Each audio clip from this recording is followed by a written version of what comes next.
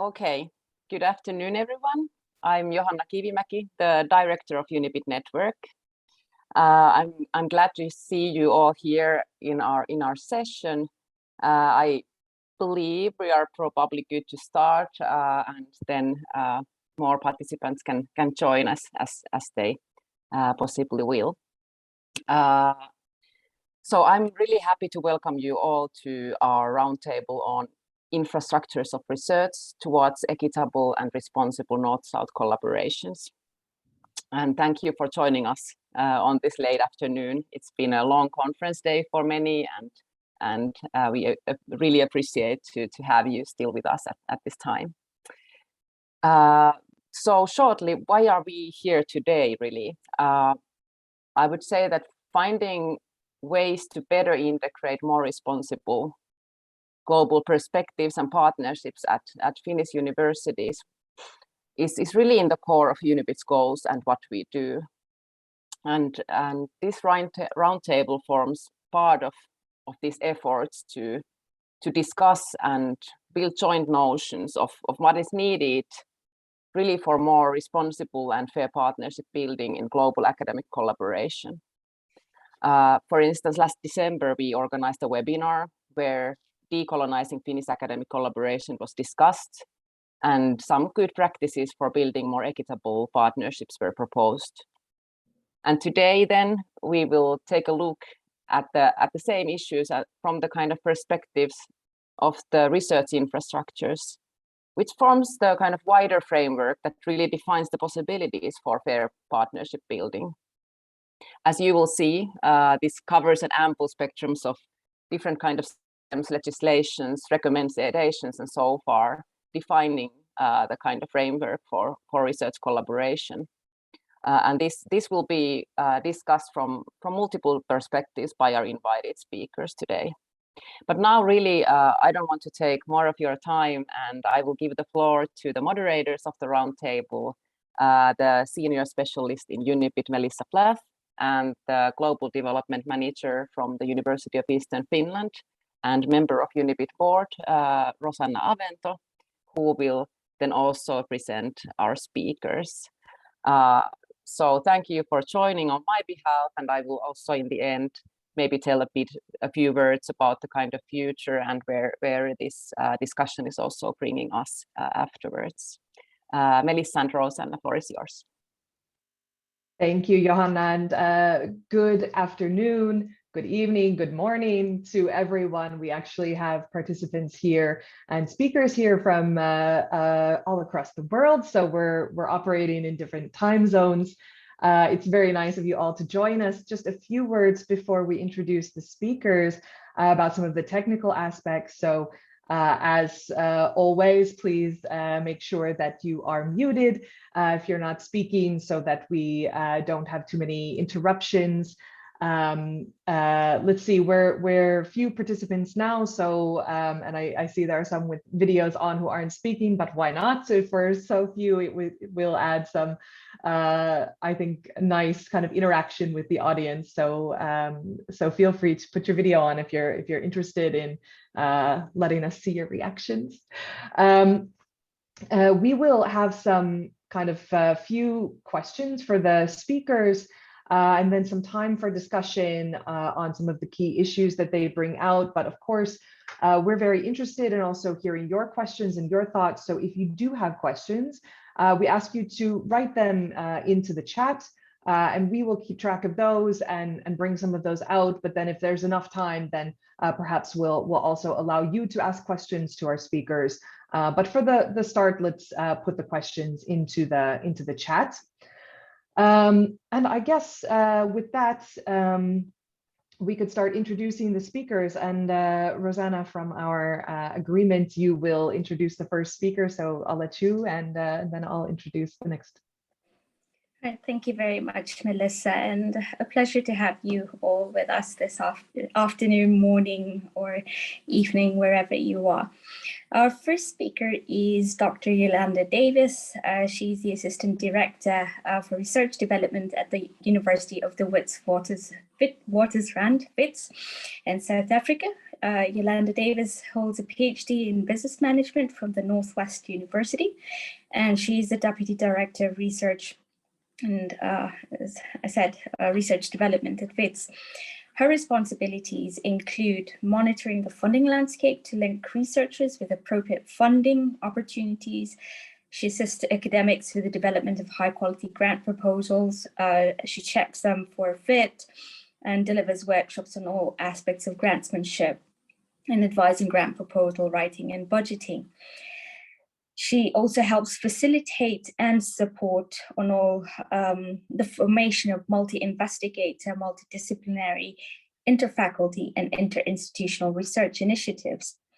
She delivered workshops on grantsmanship in Africa, which include Malawi, Botswana, Kenya, Tanzania, and Senegal, and authored a manual for the management of research grants for science granting councils in Africa. Prior to her position at WITS, she worked for 12 years as the Director of Grants at the National Research Foundations. Well, warm welcome to you, Yolanda, and great to have you with us. Melissa. Thank you. Great. Next, we have Dr. Karolina Snell, who's the chair of the University of Helsinki Ethical Review Committee in Human Sciences. Dr. Snell is a sociologist with research interest in science and technology studies and sociology of health. Her recent research has focused on genomics, secondary uses of health data, and ethical implications of datification. She's the chairperson, as I said, of the Ethical Review Board in the Humanities and Social and Behavioral Sciences. It's a mouthful, huh? At the University of Helsinki, and a member of the Ethics Advisory Board of the Finnish Center for Artificial Intelligence. So Dr. Snell, it's very nice to have you with us today. We also have Dr. Laura Rovelli, who's the coordinator of the Latin American Forum for Research Assessment. Dr. Rovelli has coordinated Glasgow's Latin American Forum for Scientific Evaluation since 2020 and is a member of the executive board of the San Francisco Declaration on Research Evaluation. Her work in FOLEC Glasgow is aimed at consolidating a Latin American space for the transformation of academic evaluation policies and practices in the region. She is currently coordinating an IDRC-funded research project on governance and evaluation based on the allocation of research funds in the Global South.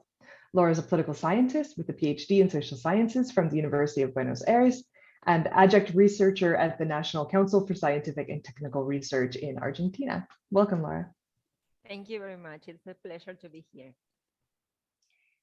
And our last but not least speaker is Dr. Elizabeth Marincola, Senior Advisor at the Science for Africa Foundation. Elizabeth Marincola is an international leader in nonprofit management, open access publishing, science advocacy, communications, education, and public engagement. She was the CEO of the open access publisher Plath after serving as a long-time Plath board member. She launched the AS Open Research, an innovative scholarly publication. She was also the president for the Society of Science and the Public, publisher of Science News magazine, and executive director of the American Society for Cell Biology and Coalition of Life Sciences. She served on the founding boards of PubMed Central and eLife and on numerous US and EU advisory commissions on open science. She's currently on the board of the Johns Hopkins Bloomberg School of Public Health Center for Humanitarian Health, and she received her bachelor's and MBA degrees from Stanford. So a warm welcome to you, Elizabeth, and thank you for joining us so early this morning. Pleasure. So let's now start with the first question for our panelists. And I think we could go one by one and you could answer in about 3 minutes if that's possible to such a question.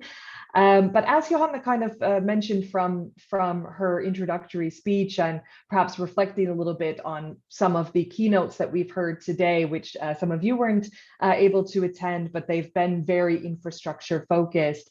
We are taking a little bit different, maybe wider perspective of what infrastructure means. And we really want to think about these kind of infrastructures of research from very different perspectives, but still underlying this is this idea that equitable and responsible partnerships are important when we undertake research collaboration.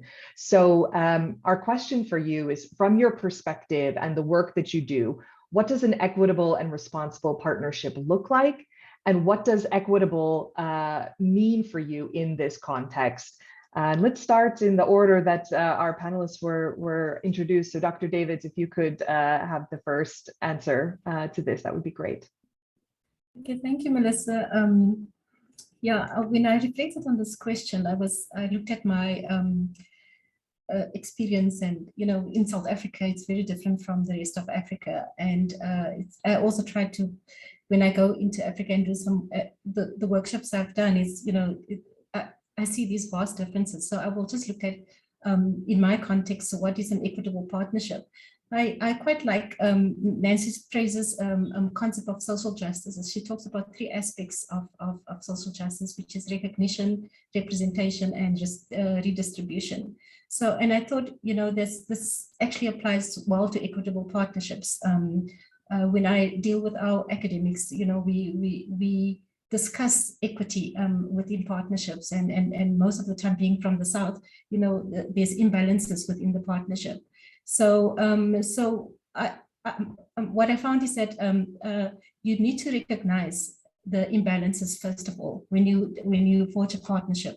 It shouldn't be implicit; it should be explicit. You shouldn't imply what the imbalance is. So the Northern Partner shouldn't imply that the imbalance is maybe inavailability of funds or unavailability of funds, or that processes, or there are processes and procedures, or there's not processes. So there should be explicit recognition of these of imbalances. What is actually the imbalances that exist? Coming to representation, I mean, in representation, I feel that all voices needs to be heard, both Northern Partner and the Southern Partner. It should be the voices should be equal.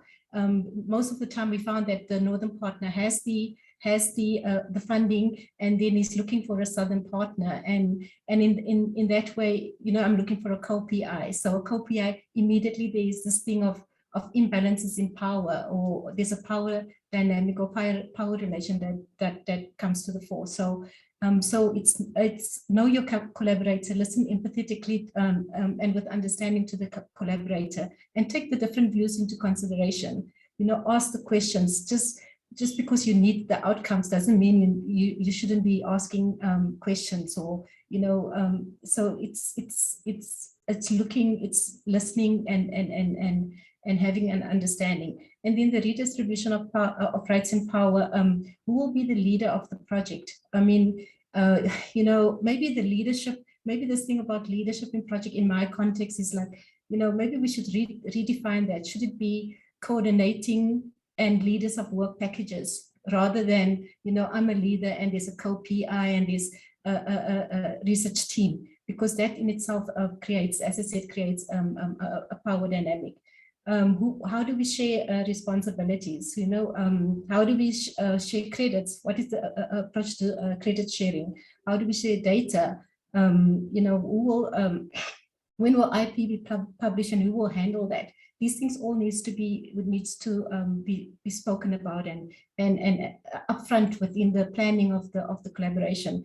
And most of all, what is the cultural dynamics within your context? What is happening there? What you need to understand that it's just not going into a system or into a partnership. And because I know this person, I've worked with this person for a long time. Understand in what context this person is operating.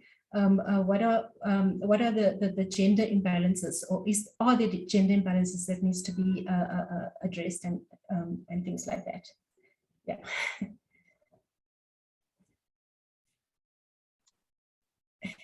Thank you so much, Yolanda. I think you bring up some very important points that we're going to, I think, touch on a little bit more, especially in the next question. But let's now hear from Katarina. especially coming from this kind of ethical review committee standpoint. This is very interesting to hear your perspective as well. Thanks.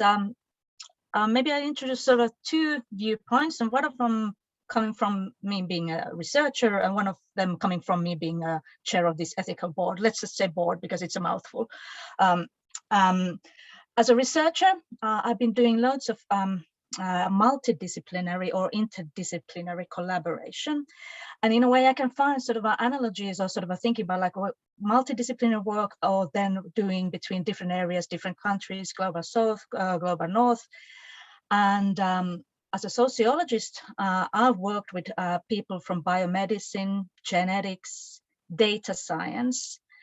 And the only way we've made it possible and have a sort of an equitable sort of a partnership is to sort of have a real understanding of these scientific cultures we have, and understanding the sort of goals, methods, starting points of these different disciplines, and then having a sort of a commitment and respect to these different disciplines.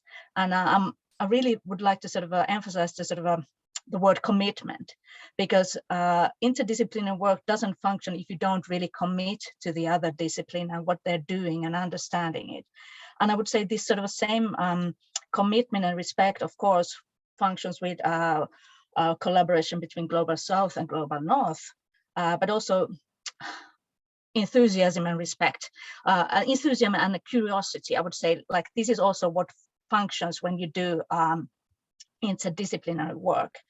And this means that like as a sociologist, I've been dealing with biomedicine people, and I've been the sort of tick box. I've dealt with ethics, and that's it. I don't really have to be incorporated. I'm just the ethics person, for example. And in a similar way, we can use also people from like tick boxes. Now we got somebody from the global south. This is a sort of European perspective. Now we got a tick box without actually including people and their viewpoints, and like having like exactly what Yolanda talked about. Like we really need to involve and not only just like bye-bye.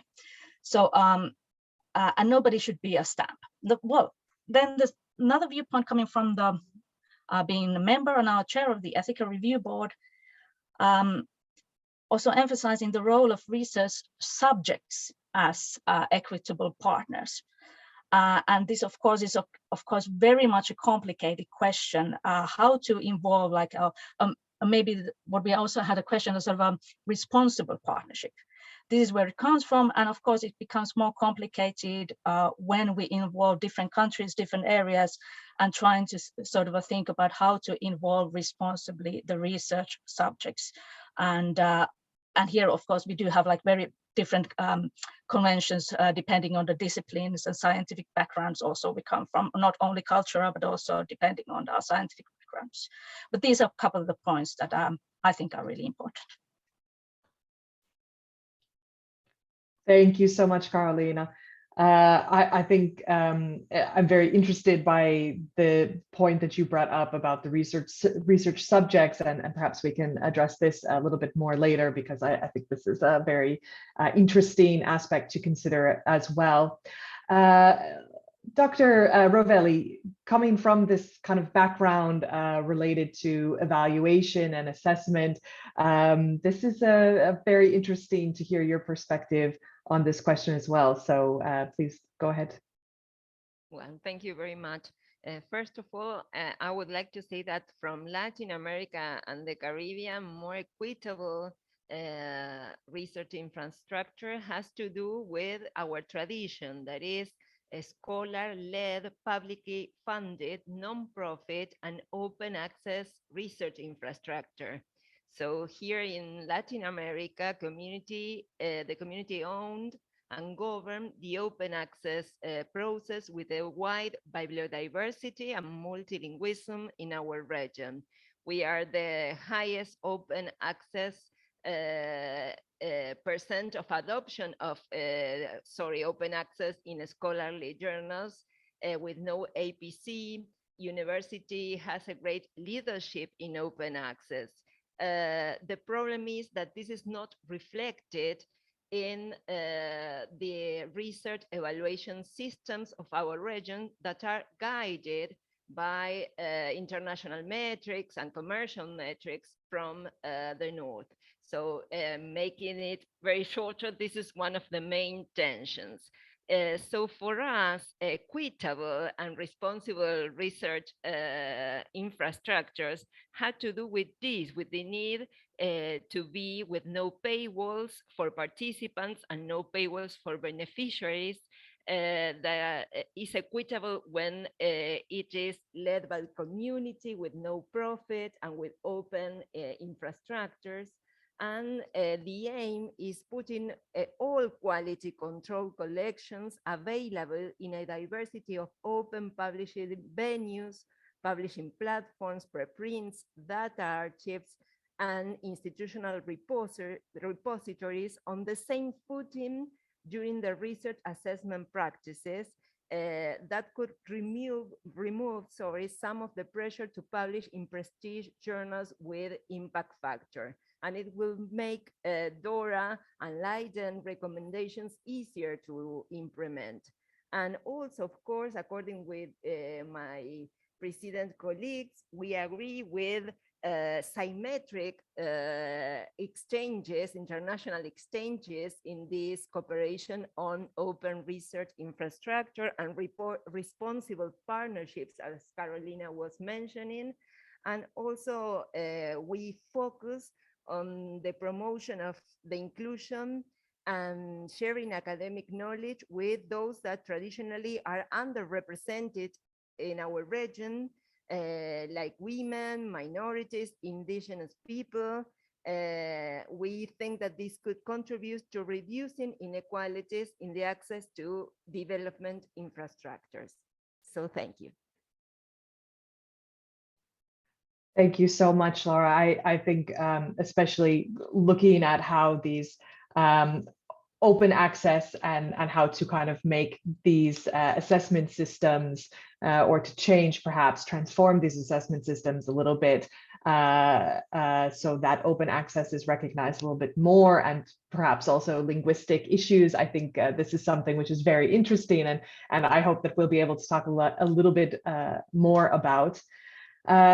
The next, well, the same question, but for the next speaker, and coming, Elizabeth, a little bit from, well, you have a lot of very interesting expertise, but especially thinking also about this publishing and perhaps some of the issues that are relevant there. So, Elizabeth, how do you see equitable and responsible partnerships? Yes, thank you very much for inviting me. And I want to acknowledge the previous speakers, because all of you mentioned things that that I can relate to very much in terms of the priorities of our programs in Africa. But most of my career has been dedicated to promoting open access. So I would like to first acknowledge Laura's points about ensuring open access, because without it, the rest of it has much less value. And I would also say, as a bottom line, that I've long felt that as long as the impact factor is the coin of the realm in research publishing, then we can promote open access all we want, but it's going to be, its value is going to be limited because the career success of individuals will be measured by this perverse parameter that does not track with the promotion of research sharing. But that's a little bit of a digression. But when people start addressing open access, my blood starts boiling. So I couldn't resist commenting on the very good remarks of the last speaker. Also, with regard to the sort of ticking boxes phenomenon that Carolina mentioned, which I also relate to very strongly, the first point I wanted to make is that for an equitable partnership, we strongly believe that research must be designed from the bottom up by all partners. And so Carolina and the other speakers all touched on this phenomenon where a researcher in the global north receives research funding. One of the requirements is that they involve a co-PI from the global south, and they reach out to the global south looking for somebody to participate on that level. Far more effective and what would build true global equity is if partners from the global north and south work together to develop a research design in the first place that reflects the priorities and realities, cultures of people in all the nations involved and enable a true and equitable partnership along those lines. In order to enable this, I guess we'll get into it a little bit in the next question, but there must be equal access to funding opportunities, not simply a slice of the researcher's budget from the global north allocated to the needs of the researcher or researchers in the global south, but it should be a joint funding application. There should be protocols in place to enable that kind of funding. There should be sufficient funding built into the budget for capacity building, indirect costs, networking, equipment, travel, research mobility, and very importantly, publishing. In other words, to support the full costs of performing, executing, and sharing research. Again, not just the direct costs of providing the data that is required by the researcher in the global north. Again, participation must be real, if you will, on all levels, not just on the level of PIs, but also on the level of junior researchers, students, and non-research personnel that are involved in the study. There should be partnership with peers and colleagues across these levels of expertise.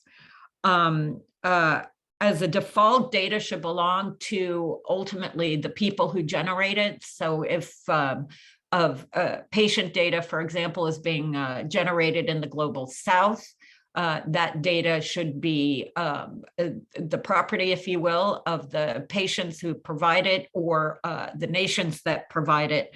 I think we all know that there's a long history of data exploitation from by the global north to the global south, and that's certainly something that must be addressed at the ground level.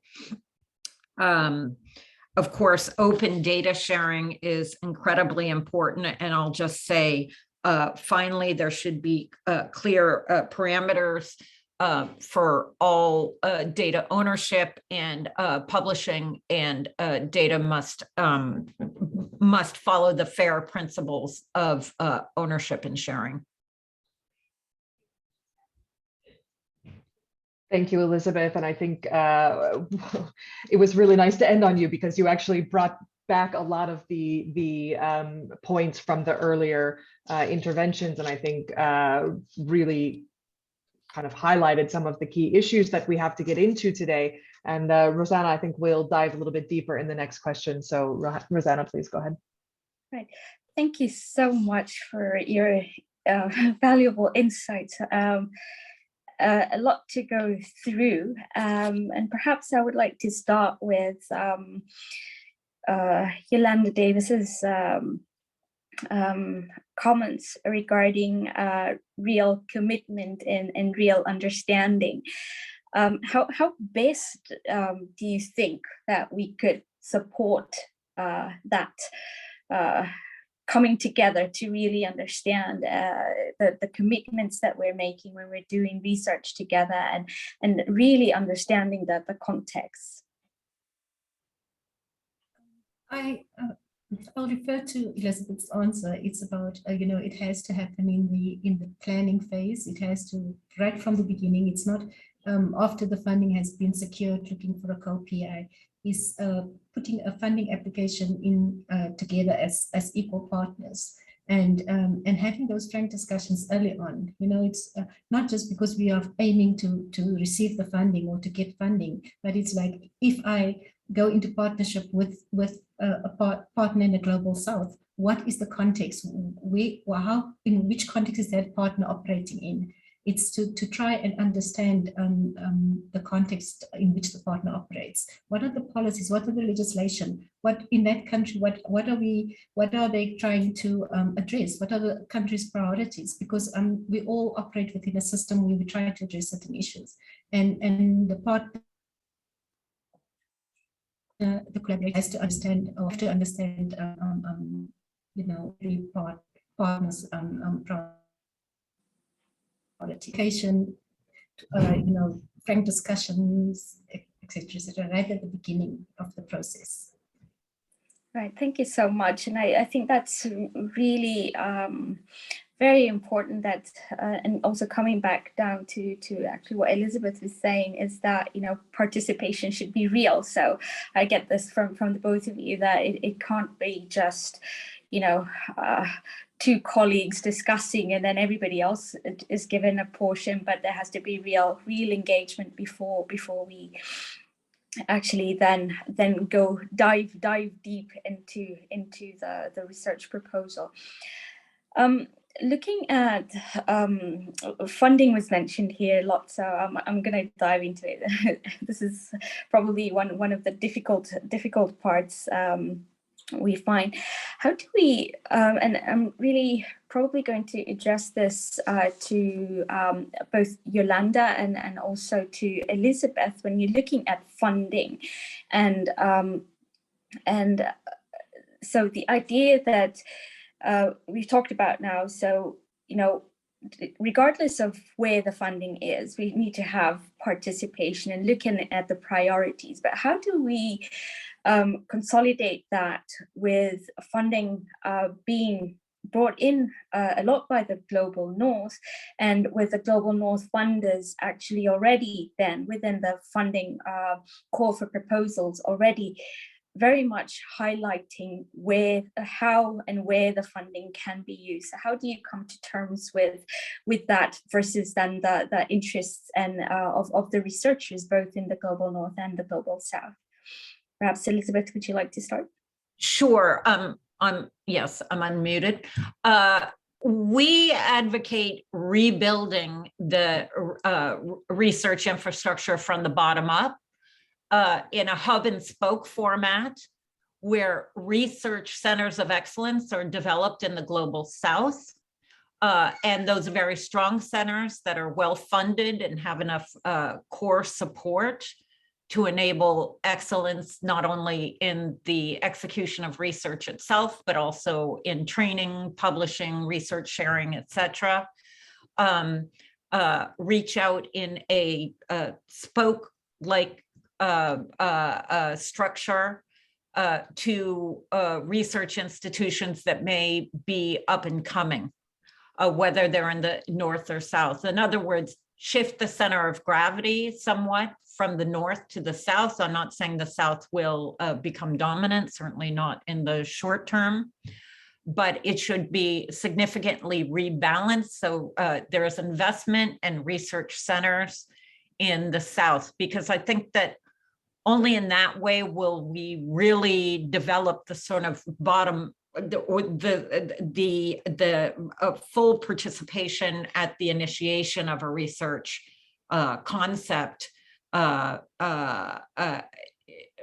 than, as we've all been saying, slicing off a piece for collaborators in the Global South. So research centers of excellence that create hubs in the Global South. Okay, thank you very much. Yolanda, would you like to continue from there? I think also our mindset in the Global South has to change. It's not about waiting. We also have to look at our infrastructure, our research infrastructure within our continent. You know, what is it? What do we need to put in place to ensure that if we apply for research or we go into partnership, that the partnership is also equitable. You know, it's not waiting for the global north just to come and say, I'm looking for a partner. It's also trying to initiate it. And I think there are, I agree with Elizabeth, there are many initiatives, I mean, the Ruhr Centers of Excellence and stuff that we you know, which we are trying to build on. They said, okay, with UKRI funding, but you know, we are trying to capacitate our own academics within Africa and have these centers, regional centers, you know, strengthen it and capacitate it so that it can compete equally with the global north for funding. So, and even if the global north partner, I mean the northern partner, you know, approach, then you can approach on an equitable level. You know, it's not that, yeah, I'm now just looking for data, or you know, because my research is as a focus in Africa, or I'm doing a comparative study. Yeah, so I think we also need to stop with the you know, waiting for handouts, but also need to put us, you know, to put the structures, the infrastructure in place so that we can compete globally. And there are some efforts on our side in Africa that I've seen that you know, people are trying are doing this. So. I think that was really interesting, and I'm just wondering here that do you think there should be a pull to transform our funding instruments? And if that would be the issue, then how would we best go around also you know, doing that transformation in practice? Well, I would just repeat a couple of things that have already been said. First of all, requiring full open access with the research grants, because at the end of the day, if the funders require it, it will happen, and only if the funders require it, because people are dependent on the money. Secondly, originate the money, if not exclusively on any particular project, but in the countries in question, so that again, this dynamic of one being the supplicant of the other is dissipated somewhat, and develop partnerships at every level. Thank you. Good answer. Well, now open access has been mentioned a lot, and this was a real surprise for me, Laura, that, you know, highest open access publication, number of open access publications is in Latin America. So this actually blown away, and actually. And definitely, yes, you brought out the issue of tensions between, you know, research evaluations done in the global north, which impact that. And I'm just wondering how you have managed to build that high level of open access. Are there any insights you could share on how that's been actually done in practice? Yes, Roxana, as I mentioned before, it has to do with the long tradition at universities in the region, where there more than 60% of research activities are concentrated. They have a vigorous role in open access to publications, and also there is a tradition in the region of open access repositories. The main problems, to advance a little bit in this issue, the main problem in our region is that we need to make those repositories and databases interoperable within our region and with the world, yes, and also to make them sustainable. Not only regarding funding, as it was mentioned before, but also in the need to innovate in infrastructures to make visible that diversity of different knowledge from the communities, from the social movements, from communities. And something else that I wanted to mention is that I agree with what was said before, that inclusion is a key point in the innovation in funding research, but this has to do also with a better quality of that research. If we want to attend to some of the crucial topics of the pandemic, social, ambiental crisis that are being developed in the last decade or years, we need global knowledge to attend those problems, to accomplish the sustainable development goals in every region, because this has a global effect. So there is a lot of knowledge in different regions, but in Latin America, on economy, on different issues that had to do with those social goals. So we need to include that knowledge into research, and that will bring that research, will make it of a more extended quality. Yes, it's not enough with academic knowledge production. Okay, thank you so much. That was very interesting. Could I just add something on the open access question? I agree with the link between accessibility and quality, Laura. That's true. Earlier, you emphasized the importance of promoting nonprofit open access publishers, and Lord knows that I've led Plath and eLife. My heart and my orientation is all about nonprofit publishing. Having said that, however, I believe that success in open access publishing will only come with enabling and incentivizing the commercial publishers to come up to the open access standards of the nonprofit world. And to me, the keys are requiring full open access and limiting APCs, because at the end of the day, funding it is accessibility. So to me, the evil does not reside in the fact that something is published by Elsevier or Wiley or whomever. To me, the exploitive pricing is where the damage is done.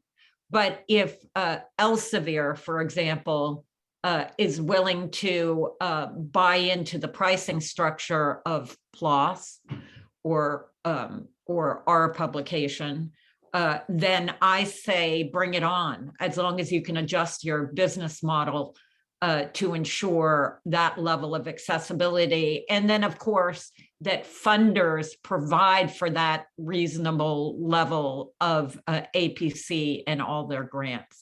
So I don't think it has to be done by the nonprofit world. I don't think the commercial world has to be exploitive.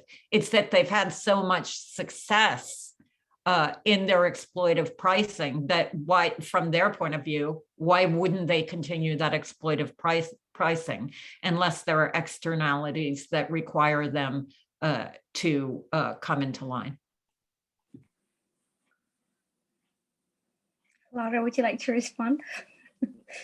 Well, thank you, Elizabeth, for this exchange. We understand perfectly well the position from your perspective or from a European perspective, but for the moment, this is not the case in Latin America. We are fighting for the recognition of this community-led initiative at universities in research assessment procedures, because we have also a long tradition of public universities engaging in these activities. So we take the point, we understand the global discussion, but still we are fighting for strengthening research assessment procedures, for open access journals, books, new next generation repositories, yes, to nourish with research assessment, the contents, the information, the research information that is produced in those platforms. Just, I wanted to make this point. Thank you very much. Okay, so thank you, Laura. This is really interesting, and I'm sure we're going to come back to this discussion on publishing and open access. I want to talk a little bit about the communities, and here again, Laura mentioned community-owned research, and so I would like to hear a little bit more about that. How do you work with the community so that so when you're working with a community, so how is it done in practice? Like, how do they end up owning data and reaping the benefits of that data? And then follow up to that, then I would like to hear from Carolina and how you think from your work and how that could be also done in practice from your perspective, and how we, especially in the Finnish context, could also put that into practice, this aspect of sharing data and ownership of results with communities. So maybe Carolina and then Laura. This is a very good question, and in a way I have to start approaching this a bit far, as thinking of in terms of like a ethical review board and all the sort of applications we get there, and the way we sort of review, and this would be, from an ethical point of view, this would be a very problematic thing to review and to assess. In a way, how to demonstrate to a Finnish person that you actually are engaging with the community, and how you're engaging, and does the community benefit if we are working somewhere else. This would be very sort of possible to do in the sort of Finnish context when you understand the sort of social structures and context and ways of working. And this is one of the sort of problems when it comes to the ethical review board, is that it is difficult to start assessing when it comes to these sort of global collaborations or sort of when you start to do this, what I also call for, like engaging or sort of having this responsible relationship to the public, to the people you gather the data from. It is actually not an easy thing to evaluate from outside. So it is a sort of a big responsibility for the researchers and the projects to demonstrate that they are doing this whatever community engagement or involvement or whatever it might be called, or data sharing, respecting the sort of data ownership somewhere else. It is actually rather difficult to evaluate. So it's the responsibility, and a great responsibility of the research team and projects to convince somebody looking from outside. Okay, before I give this to Laura, I would like to ask that, do you think that this could be a place where ethical review boards in the north and the south also work together? Because, as you said, it's difficult to look at it from the outside, and definitely our review boards in Finland don't know the context in the global south. But I'm just wondering, is that a kind of a push or a huge ask on part of the researchers for them to actually look at that and I'd say kind of, leave the responsibility to them, but does it actually get done? So do you think that this is somewhere where we, our ethical review boards in, let's say, in Finland or the rest of the global north could work closely with ethical review boards in the south? This is definitely, there are no official connections. And this is, I think, it is a problem, because it would be just like you should, as an ethical, we should make the connections and try to find it. And of course, it's a sort of a burden with doing everything and trying to establish all this connection. It would be really difficult. But I'm not saying that it shouldn't be done. I think we really lack collaboration. Ethical review boards are not only national, they're institutional. We have University of Helsinki ethical review boards, which means that the PI has to be from University of Helsinki. And that is it. And then can we actually evaluate something that is happening with the partner institution somewhere else? It's all constantly debated, like whose responsibility it is to evaluate. And then we have to consider our guidelines, then the possible other guidelines. And this is something we would really need some, and I know there are but mostly in the European level, there is happening like sort of a not synchronizing, but understanding of different ethical review boards, how they function, and this is happening, but we still have like totally different sort of procedures. The ethical principles are more or less the same, but the procedures of how doing things are really different. And it is also very complicated. But I think we would need more cooperation, but like, again, like whose responsibility is the cooperation? Is it the responsibility of the ethical boards? But I would still say it is actually the responsibility of the researchers then, to, for example, to point us to the correct other ethical review board, for example. Yeah, thank you. Laura. I agree absolutely with Carolina, and that this dialogue between integrity and ethics committees are necessary, and of course that we have many cultural challenges in that task. I want to comment just two things. We have not only tensions between ethics in research from north to south, but also from south to south communities. Yes, there are many movements in Latin America, and particularly in the context of CLACSO, the Latin American Council of Social Sciences, that are demanding their epistemic sovereignty, yes, with their own information, cultural practices. So they are defending the right to have this sovereignty among their own traditions. We also have this question of knowledge that Elizabeth mentioned before, knowledge extractivism.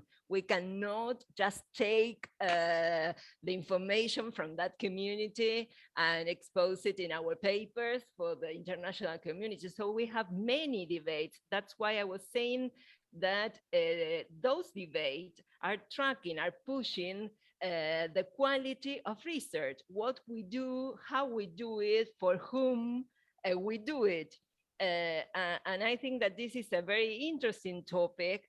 And the idea is to make high quality research with inclusivity, with respect, and with good practices. So we have to learn from this. Something else that I wanted to comment on is that, of course, communities for us have a leading role in open infrastructures, in initiatives of open research infrastructures, but also we are committed to the fact of creating federated infrastructure in our region. We need not to fragmentate the efforts, and Latin America particularly, it would be ideal if we can join through La Referencia, through the Red Clara, that are the largest repositories network in Latin America and advanced internet in Latin America, to converge into a federation of open infrastructures in our region, to improve the quality of open access information, open science from our region. All right, thank you very much. And I think now I'm going to hand over to Melissa to continue. And then I'm forming up some follow-up questions meanwhile. So Melissa, go ahead. Yeah, thanks, Roseanna. I think there have been some really interesting points made here, and especially around sort of what are some of the infrastructures that can both support but also pose challenges to creating these partnerships. So if we think now how to kind of be transformative and think in a transformative way about how to shift some of these challenges into something that perhaps we can have a little bit more, or they won't pose such challenges to equitable partnerships. So can these infrastructures, can these challenges be transformed? Do we think that a kind of bottom-up approach is possible, or is it only something that needs to be dealt with in a top-down way? Can the partnerships themselves contribute to this transformation process? How? So these are the questions that I have for you, and I think maybe let's start with Yolanda. You mentioned a lot about the kind of research funding and some of these kind of elements of funders and what they require. So can this be transformed? Is a bottom-up approach possible? Yeah, I think the research funders have to, when they put, they can, when they put the call for applications together, they need to be aware, that, as I said, okay, many academics can apply for funding, but when they receive an application, maybe it's also to have some kind of again an understanding of the context. I'm just going to make an example in South Africa, because we are battling, or we are struggling with embedded systemic imbalances from the past. So we're looking at race and gender. These are systemic. So when a collaborative call comes out, the partner, the global North partner, looks for the person I've been working with, the person I know, my colleague that I've established a relationship with before. And usually those colleagues are, the white males that, so what happens from that, it means the funding goes to that particular group or person, and it is just it just maintains that inequality, because the funding is available, the person will publish probably with an international researcher who will have access to funding to train students, will be able to buy some infrastructure with that funding, and so the inequality is maintained. And we as a system, or working in a system, struggles with that, because it's how do we actually now change this, because this is the person that attracts. You can't go against that, because you're also looking at your rankings, your metrics for your university, and so it's very difficult to change that. You're just happy that the funder got the money, and you're not even looking at how do we actually now change the system so that there's equality within the system, or that at least that young Black females have access to the funding. How you can talk to the academic and say, well, you know what, or you can put systems in place, or policies in place where we talk about equity, where we say, well, we are looking at look at, if you're looking for promotions, let's look at how you have trained the young Black female researchers, or how do you. So what I'm trying to say is that the funders, they perpetuate this inequality through their call, or they don't look at it. They just look at, okay, there's a part, in the collaboration, there's we have a global South partner. Who is the global South partner? And this is. I'm talking from a South African perspective, because these are the issues that we deal with. So from a university perspective, what do we need to do? Because I don't think we have done enough to actually address those issues. Because I can say in my university, the people that are highly published, the highly rated academics in our system, the people that attract the most funding are still the white male, and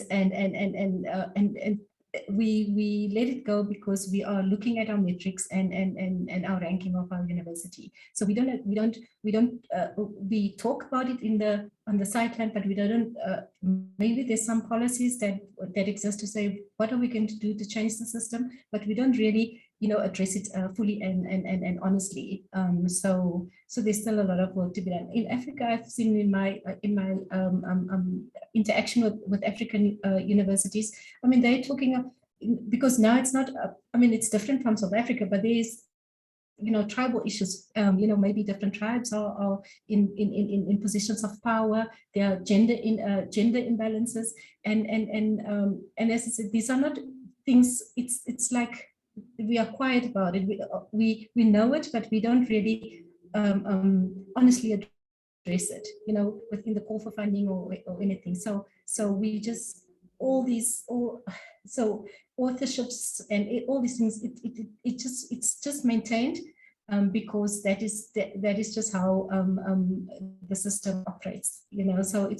So we need to have that will to operate to address those inequalities as well from our perspective, from in the global south. Yeah. Yolanda, I just want to follow up because now what you're saying, it kind of reminds me of your first point, which is that we need to be explicit and like recognize and say out loud some of these inequalities and some of these issues. And I wonder, is there a way to support researchers to have these conversations, to make these explicit? Like from your position, would there be something that you could do for researchers from the position of a university network like UniPID? Is there something we could do that would be able to kind of support this process or this discussion of making these things explicit? Yeah, I think I think it's to talk about it, to say what is it, what are the inequalities and what needs to be addressed. Because if you go to the global south and there are already systemic inequalities, you're just going to perpetuate it. You're just going to, like, well, because I have a global south partner doesn't mean that the partnership is equal, because the system in the south is not equal. So it just is to talk about it, is to understand it. And to see then how do we, I mean, in the networks, that's a good idea. It's to because I belong to certain networks, but these are things that are not openly spoken about.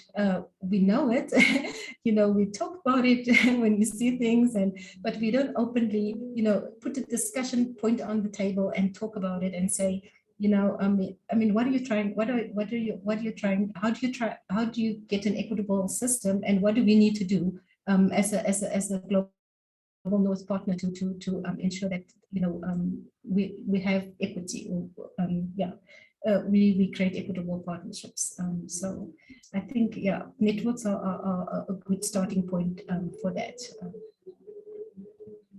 Thanks, and I'm also thinking just like somehow mapping out in a clear way some of these issues that need to be discussed could be a starting point as well, because it could be hard for people to really know what are some of the issues at play if it's something they haven't really thought about before.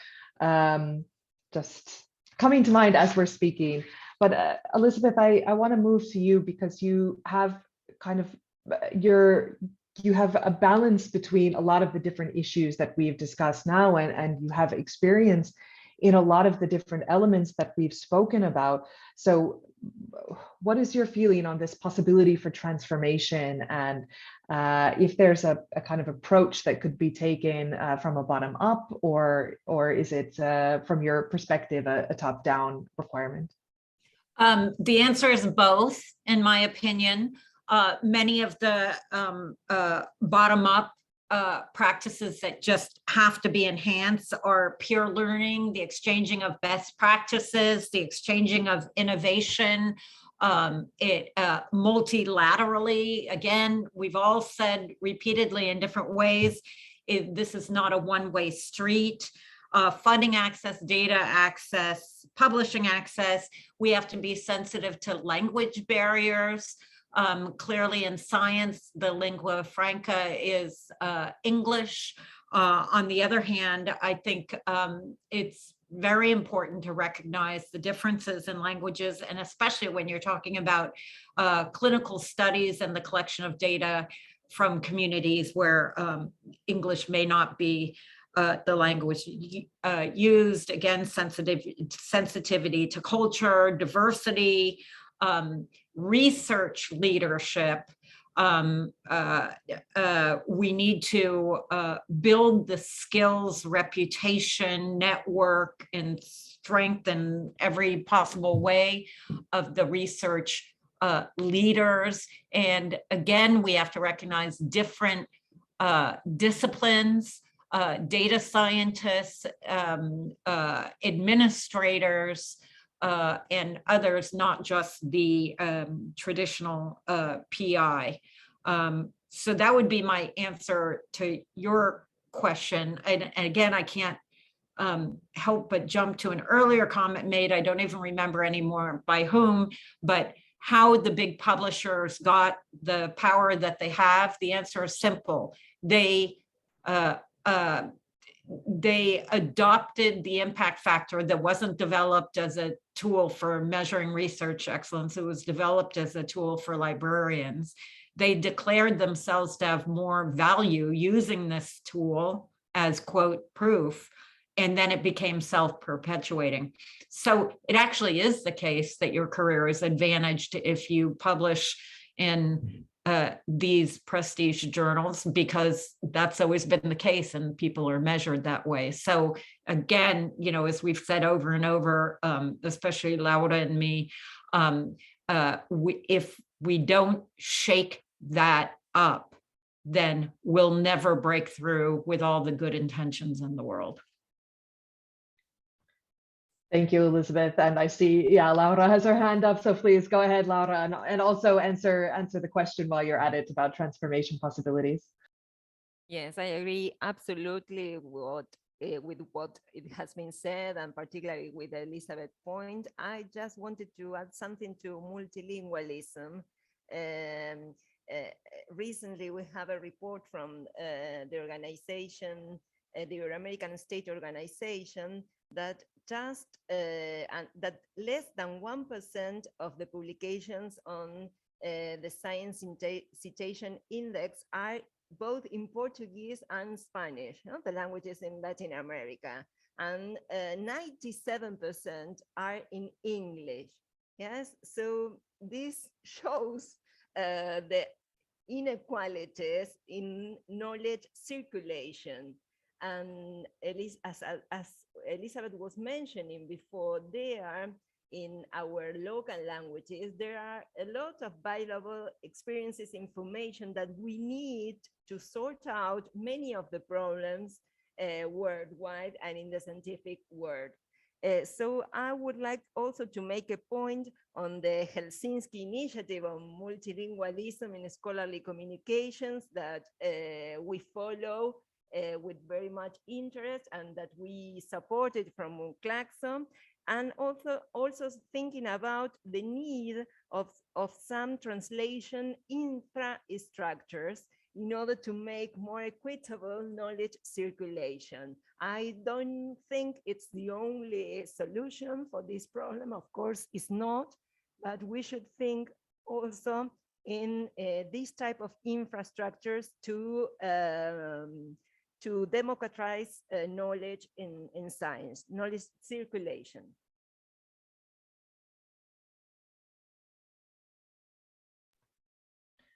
Thank you, Laura.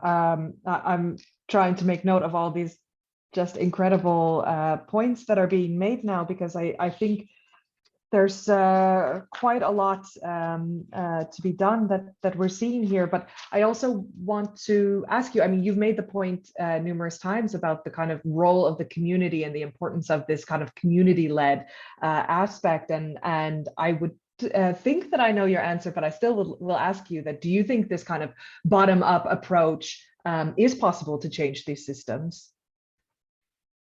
it is possible and necessary, and it's happening actually. But as it was mentioned before, I agree that we need of both a bottom-up and a top-down approach. Yes, because we need a more policy approach on federating these open infrastructures, investing, but also we need the initiatives, the creative and the mobilization of the locals, the communities, that is one of the main actors pushing all and tracking all these principles. Thank you. Karolina, you're next. Do you think transformation is possible, and how do you think it's possible? One of the points I would like to bring in is like, as a European, I feel that research has become very restricted, legalized, and bureaucratized during the last 5 years, and mainly due to GDPR, the European Data Regulation. And of course, there are loads of good things in it. But the problem is that it does not encourage cooperation outside European Union. Whenever you want to share data outside the European Union, it becomes so very complicated. And you cannot change this from the bottom up. This really needs some encouragement. Well, it really needs to be done. Something has to be done for us to be encouraged to do work outside, not only, so Europe is not outside European Union. And here we need first of all, I would say, of course, good research funding, but we need sort of these contact points or sort of places where we can easily go and access and sort of understand what we need, what needs to be done for us to do cooperation. Because at the moment, I know there are people who are thinking like, okay, this is too complicated. Let's just take another EU partner. So this cannot be done from the bottom up. It actually needs perhaps not changes in legislation, but it needs changes in our understanding and of how to do cooperation, and good knowledge of the sort of a legal and ethical frameworks outside European Union, and sort of easy access points where we can get the sort of a knowledge how to do this, so that it's not only the one responsible researcher who has to sort of battle the bureaucracy in everywhere, but we should have this kind of, and I know there are also sorts of things are also happening, but they are very difficult to find for sort of the ordinary bench researcher to sort of what is the way to start dealing with this. And I hope this is just a like passing phase and people get used to GDPR and then get understand it, and then we sort of can also start like getting outside European Union as well. Yeah, but of course, if we start thinking about like how to build these collaborative partnerships, these have to be done also from bottom up. If you like really want to engage and be like not the tick box type of thing, we actually need to know the partners. And this is also quite difficult, how to start building up these actual personal relations if the system doesn't encourage you to be in contact actually and to share data with people outside the European Union. So it is sort of a catch-22 type of situation that you need to be have a personal initiative and try to build this, but somehow your system restricts, or it's not, the system doesn't restrict, but it is so complicated that you don't want to take the step. So yeah. I think these are incredibly important points, and especially, you know, as you were just saying, that when you have a system which doesn't sort of support having more equitable partnerships, how can you actually put that in place? And especially with GDPR, which my colleagues were like celebrating that you brought that up, because it's been one of the biggest challenges and most annoying things for us to deal with in the past couple of years. It's actually preventing this kind of collaboration model. And I was also thinking and reflecting on my own partnerships that I'm involved in, that how do you change something when you're in the middle of it and kind of shift to a new way of working, especially if you're working under an EU framework program, which has such regulations and already tells you so strongly what to do. So these are incredibly important points, and I'm not sure how we can especially move forward with them, but I really like the idea of having these kind of contact points or somewhere where you can actually ask questions, that how can we move forward. One of the things that we haven't talked about, and I don't want to ignore the chat, which is getting heated, but one of the things we haven't talked about, and which I'm very interested in, is IPR, and how the systems of IPR make collaboration very difficult, and especially kind of north-south collaboration, which is something that we've been discussing a lot in these EU Africa projects that I'm involved in. So if anybody has a point to make on IPR, now is your chance to do it. Otherwise, I'll move to some of the questions in the chat. No hot ideas on IPR and how we solve that problem. Dang it.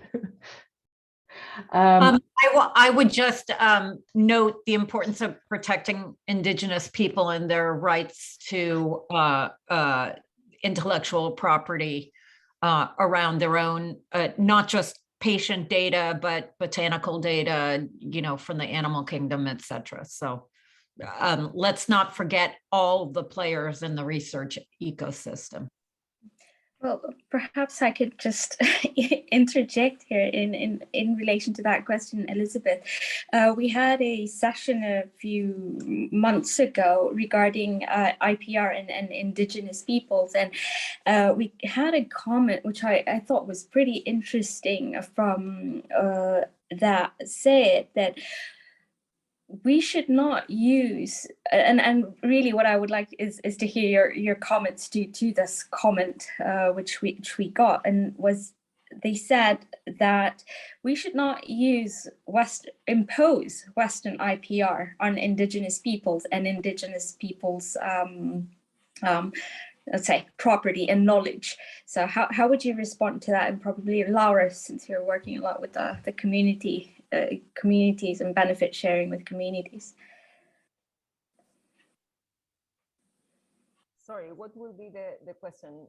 So the question was, how do you respond to a comment said that we shouldn't impose Western IPR on Indigenous peoples and on Indigenous knowledge? Yeah, I agree absolutely.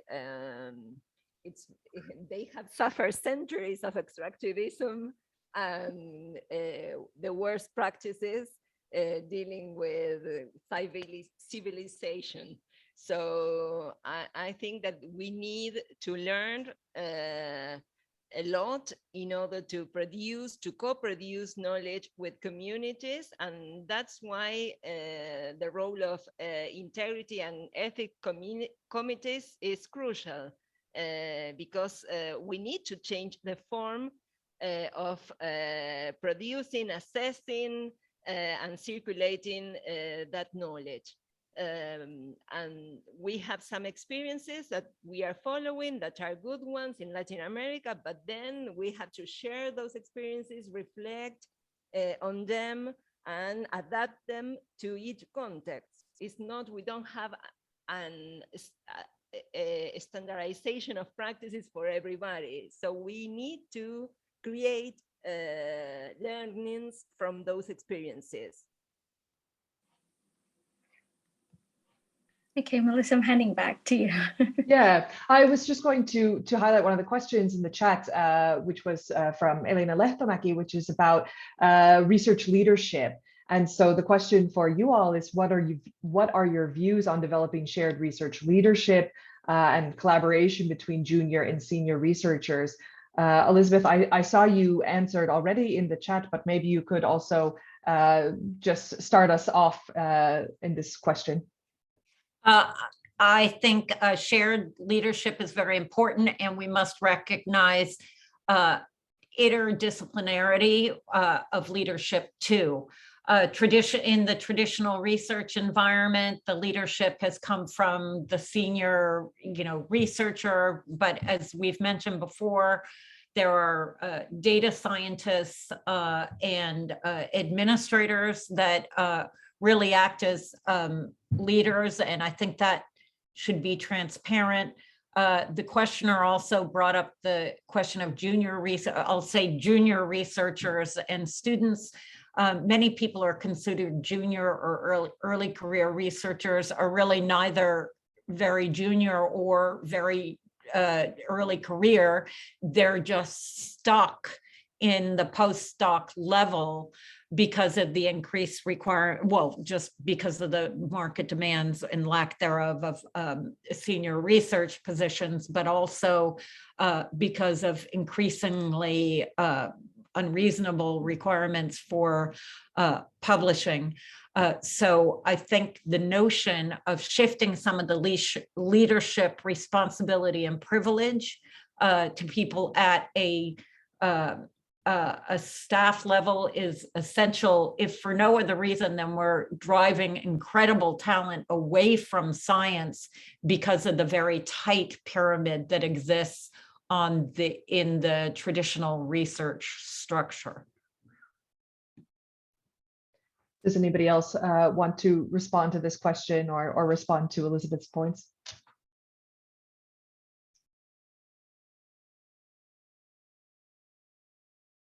I think it was also interesting in a comment in the chat from Tracy Beckett, who said that it's difficult for emerging scholars to be included in established networks and to actually access funding. And I think this is also a really important point here, and it makes me reflect a little bit on what Yolanda was saying earlier about how these kind of systems can often reiterate the self-perpetuate. Thank you. That was the phrase I was looking for. We have another question here in the chat that I want to pose for the audience and or for the panelists, and the audience, you have about 2 minutes to put in any further questions, so do it now. The question is from Tiina Seppälä, and the question is, do you think it would be possible to try to persuade and convince the largest research funders, for example, in the European context, the European Union through their Horizon Europe programs, or ERC in Finland, it would be the Academy of Finland, to consider some of these issues that we've brought up a little bit more seriously, and for example, require applicants to take into account some of these issues? And if yes, what could be the ways to do that? Anybody want to start us off? Carolina, yeah. Well, I think this is something that needs to be done and needs to be convinced. Just to be like a really annoying, I hope it won't end up yet. I think in a way, the way funders sort of apply these demands in the sort of, it might be that yet another tick box. Like now, like for example, Academy of Finland, everybody needs to at some point write something about sustainability. Whatever your research field or topic was, you had to write about how your research is sustainable. And in a way, we all do need to address that, but whether you really need to fill in one form or blanket about sustainability in that phase of like applying for funding is a question. Then I'm so hoping that it won't turn out like, how do you address the issues of Global South in your application? And then everybody has to, whatever, if they're looking at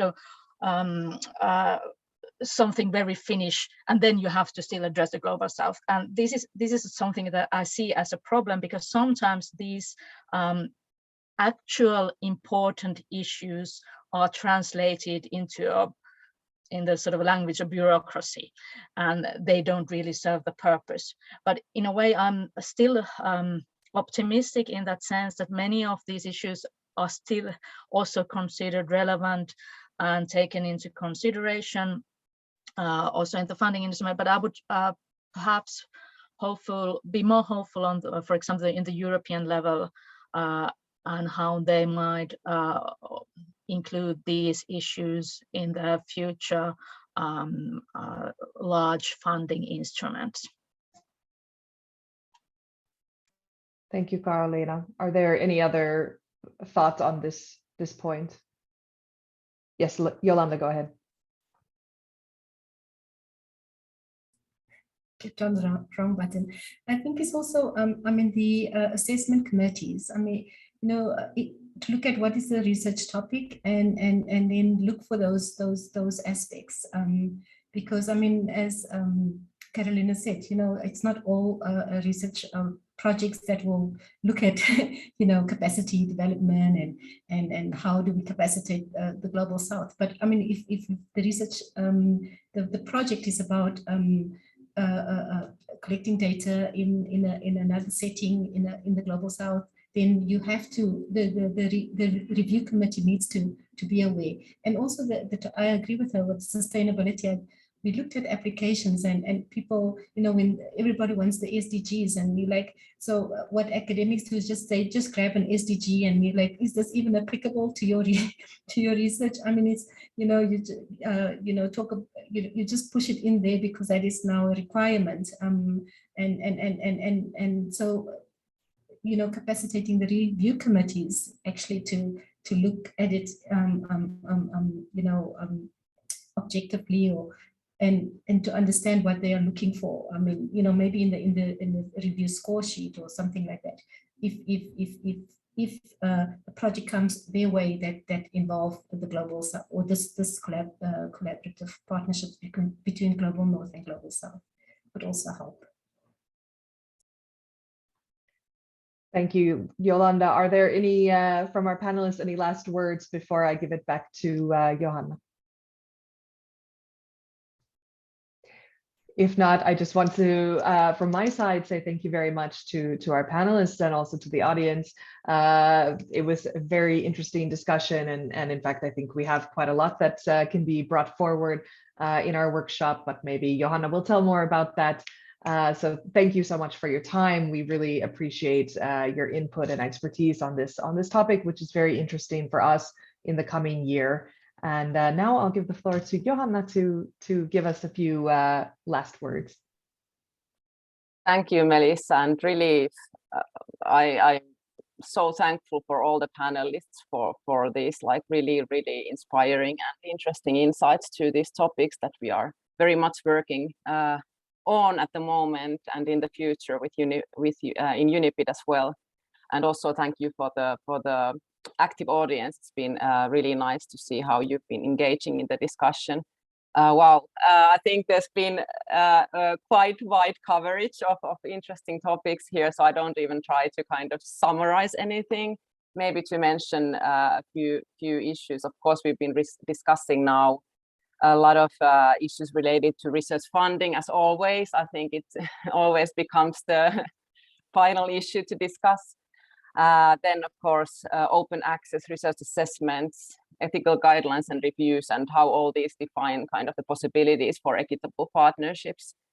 There's clearly a need for balanced division of work in these kind of partnerships, and this also relates to this avoiding of the extractivism, which we've been discussing today, and to the kind of whole idea of this inclusivity, that it is a question of quality as well, that whose knowledge we use, and also not only between South and North, but maybe also communities outside of the research and academic knowledge community. We talked about shifting the whole center of gravity and having the investments in the South, put the infrastructure in place, and then again, like about the transformation of the funding systems. These are huge matters and probably not happening from here to tomorrow. And maybe like that's definitely been raised, how hard this kind of transformation would be from bottom up, that we're actually still working in these structures, in the GDPR, in these rankings, and like how do we somehow go out of them? We can't go clandestine either. So it's kind of it's really a interesting discussion, and the whole issue then of like how is there possibility to require the funders to kind of look into these matters, or then the kind of applicants, like we can make a revolution from inside. Maybe nobody applies for this funding anymore because it's so unfair. But well, maybe this is not the something that we will see tomorrow either. So many issues. Maybe I kind of yeah, maybe just to mention also the question of language, and here also the kind of circulation of knowledge that was kind of brought up, and the possibilities of integrating other language research into the kind of global research knowledge. I think that's a really, really interesting and important discussion to also continue, how we relate with the global community, so many things. From here, we will then tomorrow have a workshop where we will kind of bring these matters to kind of maybe a bit more practical level again. Definitely there's already a few like bottom-up things here that we can kind of continue kind of discussing tomorrow. But tomorrow's workshop will happen at 2 p.m. Finnish time, and it's going to be the same link for Zoom that we have now. So we will talk more about the researchers' practical needs and also good practices for like creating responsible partnerships in these frames somehow. Then, well, this recording of the seminar will also be published at least for a few weeks on UniPID website, so that you can share it with your networks as well. And then maybe just a few words like what we in UniPID are working on regarding these topics later on as well, after tomorrow. So, and where all this somehow is building into as well. So we are actually now starting this kind of collaboration to review the Finnish national guidelines for research ethics and integrity, and like from these perspectives, and kind of looking at like if something needs to be kind of done, and like somehow how we could complement with all the information that we have, and what needs to be maybe complemented or so to kind of guarantee more responsible partnerships with the global south. Then also we're bringing collaboration forward to create training for Finnish higher education institutions on responsible academic partnerships. These all kind of matters are very, very important there. And then we continuously kind of discuss with the national funders on ways to kind of consider the kind of fairness of the partnerships and the equitable reciprocity in those programs when they are built. So these kind of discussions always kind of give input to those dialogues as well. And then of course, in our own actions, we definitely will aim to be open and create kind of ways to integrate also wider views than just the Finnish Nordic view, and like open questionnaires or whatever ways that we can. This kind of webinars that could be open for also the Southern public and participants. So that's something that we will looking forward in the future as well. Maybe that's about our kind of related activities, but still the last verse I want to say that also I want to inform you, and I'm happy to inform you that also UniPID this year celebrates our 20th anniversary. So we have a campaign ongoing. We have a set of exciting communication activities happening, a postcat series named Detangling Development and hosted by our Melissa Plath here. And also we have a series of blog posts from our member universities on their global academic collaborations, and we shall have a bigger seminar in the end of the year where hopefully we also see people on site, but also hybrid. Let's see how this hybrid mode will keep going from here. But I'm I'm really, really grateful for all this discussion and all the efforts from our speakers, especially that you have given all this time and thought to kind of contribute to this really important discussion here in Finland and of course in a wider community as well. So thanks a lot, and hopefully see you, many of you, tomorrow in the workshop. Thank you. Thank you. Thank you. Thank you. Thank Bye. you. Bye.